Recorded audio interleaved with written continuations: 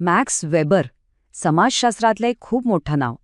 त्यांनी सत्ता आणि अधिकार याबद्दल काही असे मूलभूत प्रश्न विचारले होते ना, की आजही ते आपल्याला विचारात पाडतात. तर आज आपण त्यांच्याच नजरेतून एकदम सोप्या भाषेत या संकल्पना नक्की काय आहेत हे समजून घेणार आहोत. अच्छा, कधी विचार केलाय का की आपण सगळेजण नियम का पाळतो? म्हणजे रस्त्यावरचा साधा ट्रॅफिकचा नियम असो किंवा ऑफिसमधली शिस्त, का पाळतो आपण हे सगळं? आणि गंमत तर पुढेच आहे. अनेकदा आपली अजिबात इच्छा नसते, तरीही आपण ते नियम पाळतोच. मग यामागे नक्की काय गौडबंगाल आहे? काय कारण असावं याचं? चला, हेच कोडं सोडवूया. तर हे कोडं सोडवण्यासाठी आपल्याला सगळ्यात आधी त्याचा पाया समजून घ्यावा लागेल. आणि तो पाया आहे सत्ता. सत्ता म्हणजे नक्की काय हे समजल्याशिवाय पुढे जाताच येणार नाही. वेबर यांनी सत्तेची एक अगदी साधीसोपी व्याख्या केली आहे. सत्ता म्हणजे काय? तर इतरांचा विरोध झुगारूनही आपली इच्छा पूर्ण करण्याची ताकद. म्हणजे यात कुठेतरी एक सक्तीचा, एक जबरदस्तीचा भाग दडलेला आहे. बरोबर?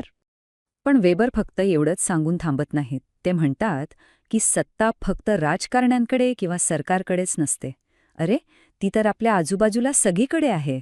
आपल्या घरात, कुटुंबात, धर्मात, इतकंच काय आपल्या कामाच्या ठिकाणी सुद्धा सत्ता असते. आता एक विचार करा. नुसतीच जबरदस्ती किंवा सक्ती किती काळ टिकेल? फार काळ नाही, बरोबर?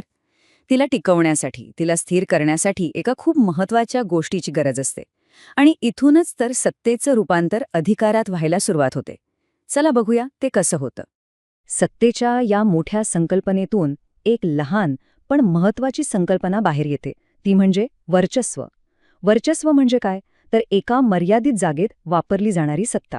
उदाहरणार्थ, वर्गामध्ये शिक्षकाचं असलेलं वर्चस्व किंवा मंदिरात पुजाऱ्याचं असलेलं वर्चस्व. पण फक्त वर्चस्व असून भागत नाही. ते टिकायला हवं, स्थिर राहायला हवं. आणि त्यासाठी त्यात एका जादुई घटकाची भर पडणं गरजेचं आहे. काय असेल बरं तो घटक? आणि तो गुप्त घटक आहे वैधता. वैधता म्हणजे काय?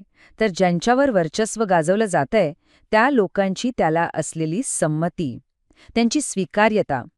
जेव्हा लोक स्वतःहून ते वर्चस्व मान्य करतात तेव्हा त्याला वैधता मिळते. हाच तो सिक्रेट इन्ग्रेडियंट आहे. आणि इथेच खरा बदल घडतो. जेव्हा वर्चस्वाला ह्या वैधतेची जोड मिळते तेव्हा जन्माला येतो अधिकार. वर्चस्व अधिक वैधता बरोबर अधिकार. हे एक साधं पण इतकं जबरदस्त सूत्र आहे ना, जे वेबर यांनी आपल्यासमोर मांडलं. बरं, आता अधिकार कसा तयार होतो हे तर आपल्याला कळलं. पण मग प्रश्न असा येतो की हा अधिकार सगळीकडे एकाच प्रकारचा असतो का? वेबर याचं उत्तर नाही असं देतात. त्यांच्या मते अधिकाराचे 3 वेगवेगळे शुद्ध प्रकार आहेत. चला, ते प्रकार कोणते आहेत तेच बघूया. तर वेबर यांनी ओळखलेले हे 3 मुख्य प्रकार म्हणजे: पहिला, पारंपरिक अधिकार; दुसरा, करिश्माई अधिकार; आणि तिसरा, तर्कसंगत कायदेशीर अधिकार. आता आपण यातला प्रत्येक प्रकार जरा खोलात जाऊन समजून घेऊया. सुरुवात करूया पहिल्या प्रकारापासून, परंपरेतून आलेला अधिकार. नावावरूनच कल्पना आली असेल. हा अधिकार पूर्णपणे भूतकाळ आणि चालत आलेल्या परंपरांवर अवलंबून असतो. याचा आधार काय? तर वर्षानुवर्षे चालत आलेल्या रूढी, चालीरीती. हा अधिकार खूप स्थिर असतो, कारण लोक त्याचं पालन का करतात? तर अरे, हे तर असंच चालत आलंय, या एकाच कारणासाठी. आणि त्यामुळेच इथे उत्तराधिकारी कोण होणार हा प्रश्नच नसतो. सोपंय, राजाचा मुलगाच पुढचा राजा होणार. याचं एक अगदी उत्तम उदाहरण म्हणजे ज्येष्ठ सत्ता, म्हणजे वडीलधाऱ्यांचं राज्य. इथे अधिकार कशामुळे मिळतो? तर फक्त वय आणि अनुभवामुळे. असं मानलं जातं की त्यांच्यात शहाणपण आहे, म्हणून निर्णय घेण्याचा हक्क त्यांचाच. चला, आता दुसऱ्या प्रकाराकडे जाऊया. हा प्रकार पहिल्याच्या अगदी उलट आहे. तो म्हणजे करिश्म्यातून आलेला अधिकार. हा खूपच अस्थिर आणि पूर्णपणे एका व्यक्तीच्या गुणांवर अवलंबून असतो. नावाप्रमाणेच हा अधिकार पूर्णपणे नेत्याच्या करिश्मावर, त्याच्या व्यक्तिमत्वावर टिकून असतो. लोक त्या नेत्याला का मानतात? तर त्याच्यावरच्या भावनिक विश्वासामुळे, त्याच्या व्यक्तिमत्वाच्या आकर्षणापोटी. पण यात एक मोठी अडचण आहे. हा अधिकार प्रचंड अस्थिर असतो. का? कारण तो नेता गेला की त्याचा करिश्मा पण जातो. तो दुसऱ्या कोणात तसाचा तसा उतरवणं जवळजवळ अशक्यच. त्यामुळे उत्तराधिकारी कोण ही एक मोठी समस्या होऊन बसते. याचं एक सर्वोत्तम उदाहरण म्हणजे महात्मा गांधी. त्यांच्या व्यक्तिमत्वात, त्यांच्या विचारांमध्ये अशी काही जादू होती की लाखो लोक त्यांच्या एका शब्दावर एकत्र आले. त्यांच्या शब्दाला एक प्रचंड ताकद, एक अधिकार प्राप्त झाला होता. आणि आता वळूया अधिकाराच्या तिसऱ्या आणि शेवटच्या प्रकाराकडे. हा प्रकार म्हणजे आजच्या आधुनिक जगाचा जणू काही आधारस्तंभच आहे. तो म्हणजे नियमांमधून आलेला अधिकार. हा अधिकार पूर्णपणे लिखित नियम आणि कायद्यांवर चालतो. त्यामुळे तो खूप स्थिर आणि प्रिडिक्टेबल असतो. यातली सगळ्यात महत्त्वाची गोष्ट म्हणजे इथे अधिकार व्यक्तीकडे नसतो, तर त्या व्यक्तीच्या पदाला, खुर्चीला असतो.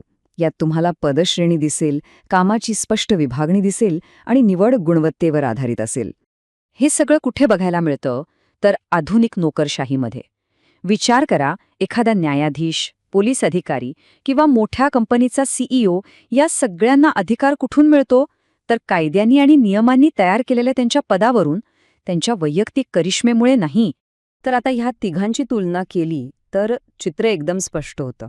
बघा, पारंपरिक आणि कायदेशीर तर्कसंगत अधिकार हे स्थिर आहेत, कारण एकाचा आधार आहे परंपरा तर दुसऱ्याचा आधार आहेत नियम. पण करिश्माई अधिकार मात्र पूर्णपणे व्यक्तीवर अवलंबून असल्यामुळे तो सगळ्यात जास्त अस्थिर आहे. पण एक गोष्ट लक्षात ठेवणं खूप महत्त्वाचं आहे. वेबरने हे जे 3 प्रकार सांगितलेत ना, ते आदर्श प्रकार आहेत. म्हणजे अभ्यासासाठी, विश्लेषणासाठी तयार केलेले. खऱ्या जगात प्रत्यक्षात हे प्रकार असे 100% शुद्ध स्वरूपात सापडत नाहीत. ते बऱ्याचदा एकमेकांमध्ये मिसळलेलेच असतात. आणि आत्ता जाता जाता एक प्रश्न. आजच्या या आधुनिक जगात, आपल्या सगळ्यांच्या रोजच्या जगण्यात, या तिन्ही प्रकारांपैकी नेमका कोणता अधिकार सगळ्यात जास्त चालतो? कोणता अधिकार सगळ्यात जास्त प्रभावी आहे? यावर नक्कीच विचार करण्यासारखा आहे.